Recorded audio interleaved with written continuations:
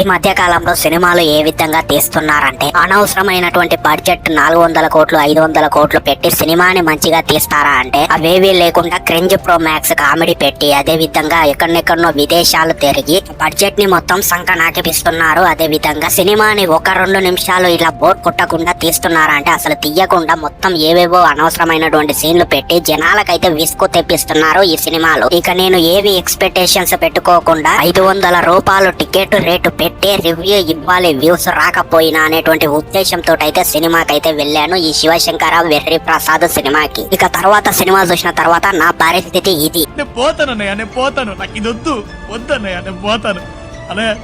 సరే, ఈ విషయం పక్కన పెట్టినట్టయితే ఇక శివశంకర వెర్రి ప్రసాద్ సినిమా ఎప్పుడైతే స్టార్ట్ చేసినానో ఎండ్ వరకు మొత్తం క్రింజ్ సీన్లు యాడ్ చేసి కామెడీ అనవసరమైన కామెడీ ఇరికిచ్చి మనకి నవ్వు రాకపోయినా పక్క వాళ్ళు విధవన కొడుకులు ఉంటారు కదా, వాళ్ళు ఎలాగో ఎగులవాడుతుంటారు కదా, వాళ్ళని చూసన్నా నవ్వుదాము, లేకపోతే అందరి ముంగల కొంచెం డిఫరెంట్ గా తేడాగాలలాగా కనిపిస్తాము అనేటువంటి ఉద్దేశంతో నవ్వాలనిపిస్తుంది మనకి. కానీ అసలు నవ్వు అనేటువంటిది అయితే లోపల నుంచి అయితే తన్నుకు రాదు ఫ్రెండ్స్. ఇక మన చిరంజీవి తాతయ్య అసలు ఎందుకు ఇలాంటి దళిద్రమైనటువంటి సినిమాలు చేస్తున్నాడు? అవతలనేమో రజనీకాంత్ ఇంకా కొంతమంది ఉంటారు కదా, కమల్ హాసన్ తాతయ్య, వీళ్ళేమో మంచి మంచి స్క్రిప్టులు ఏమో సెలెక్ట్ చేసుకొని విక్రమ్ అలాగే జైలర్ లాంటి హీరోయిన్ లేకుండా క్రింజ్ ప్రో మ్యాక్స్ కామెడీ లేకుండా మంచిగా జనాలకి ఇష్టమైనటువంటి ఏజ్ కి తగ్గట్టు సినిమాలు తీస్తున్నారు. కానీ మన చిరంజీవి తాతయ్య అసలు ఇలాంటి దళిద్రమైనటువంటి స్టోరీ తోటి అదే విధంగా మన చిరంజీవి తాతయ్య సినిమాలో ఎప్పుడైతే కనిపిస్తాడో అప్పటి నుంచి పెద్ద నరకమ సాయం, అదే విధంగా అస్సలు ఇంట్రెస్టే రాదనమాట. అండ్ ఇక ఇదే పెద్ద దళిద్రం రా నాయన అంటే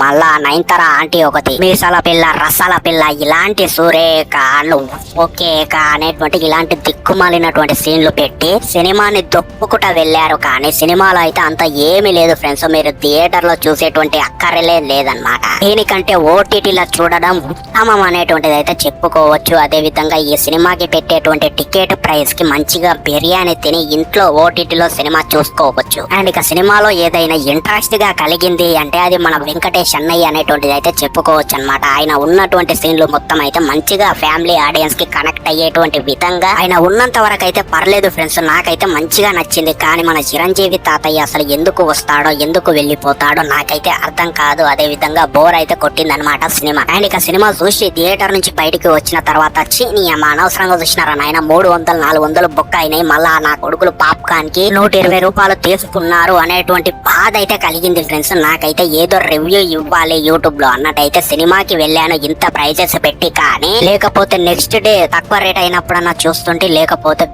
బెస్ట్ ఆప్షన్ ఇంకొకటి ఓటీటీలోనన్నా చూస్తుంటే. కానీ తప్పదు కదా, రివ్యూ ఇవ్వాలి. ఈ నా కొడుకులు తీసేటువంటి బొంగులో సినిమాలకి ఇంత రేటు పెట్టి అనవసరంగా వెళ్ళాలి అనేటువంటి విధంగా అయితే వెళ్ళానమాట. సో ఓవరాల్ గా చెప్పాలంటే సినిమా అయితే నాకైతే అస్సలు నచ్చలేదు ఫ్రెండ్స్. నయనతార ఆంటీ యాక్టింగ్ నచ్చలేదు, అదే విధంగా చిరు తాతయ్య యాక్టింగ్ నచ్చలేదు, వెంకటేష్ అన్నయ్య యాక్టింగ్ ఒకటే బాగుంది. సినిమాని అయితే థియేటర్ లో చూసేటువంటి సినిమా అయితే ఏం కాదు, ఓటీటీలోనే చూడొచ్చు. ఫ్యామిలీ సినిమా కూడా ఏం కాదనమాట. ఫ్యామిలీకి సంబంధించినటువంటి బొంగులో సీన్లు కూడా ఏం లేవన్నమాట. అడల్ట్ కంటెంట్ అయితే ఏం లేదు. సారీ ముందే చెప్పడం మర్చిపోయినా. మరి మీ ఇష్టం ఫ్రెండ్స్, మీరు కూడా ఈ సినిమా చూసారా థియేటర్ లో, మీకు ఎట్లా అనిపించింది అనేటువంటిది అయితే డెఫినెట్లీ కింద కామెంట్ సెక్షన్ లో చెప్పండి. మన ఛానల్ ని సబ్స్క్రైబ్ చేయండి. ఇలాంటి జెన్యూన్ వీడియోలు మన ఛానల్లో రెగ్యులర్ గా వస్తుంటాయి, అందుకే సబ్స్క్రైబ్ చేయండి అని చెప్పి ఇంత రిక్వెస్ట్ చేస్తున్నాను. సో ఉంటా ఇంకో చక్కటి వీడియో తోటి మళ్ళీ కలుద్దాం. Signing off, by.